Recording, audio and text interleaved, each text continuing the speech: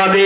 তোমার স্বামীর টাকা নাই, তোমার স্বামী রকমের ইফতারি গুছাইতে পারে না, ও পর্দার মা একটু খেজুর যদি হয়, এক গ্লাস পানি যদি হয় তাই দিয়ে ইফতারি করো। খেজুরও যদি না হয় একটু চিড়া দিয়ে একটু মুড়ি দিয়ে ইফতারি করো। চিড়ে মুড়ি যদি না হয় এক গ্লাস পানি দিয়ে ইফতারি করবা।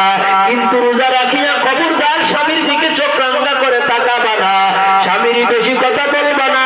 তোমার স্বামী ভ্যান চালায়, তোমার স্বামী মাঠে কাজ করে, 500 টাকা ইনকাম করে, চাউল ডাউল আর তরকারি আর মাছ কিনতে যাই, ইফতারি কিনতে পারি নাই, মাগো পানি দিয়ে ইফতারি করিয়া খাবার খাওয়া শুরু করো, ভাত দিয়ে ইফতারি করো।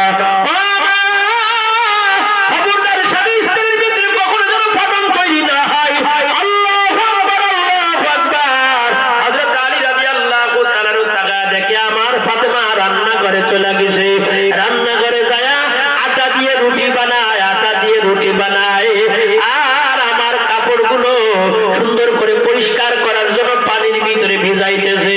আল্লাহর নবীর জামাই আলী ডাক দিয়ে কয়, রে ফাতেমা, তুমি তো কোনোদিন ইশার নামাজ না পড়া, কোনোদিন তুমি যাই নামাজের পর থেকে কোনোদিন ওঠো না, আজকে কেন তুমি যাই নামাজের পর থেকে উঠিয়া খাবারের ঘরে যায়, কেন তুমি আটা দিয়ে রুটি বানাও, কেন তুমি আমার জামাগুলো পরিষ্কার করো?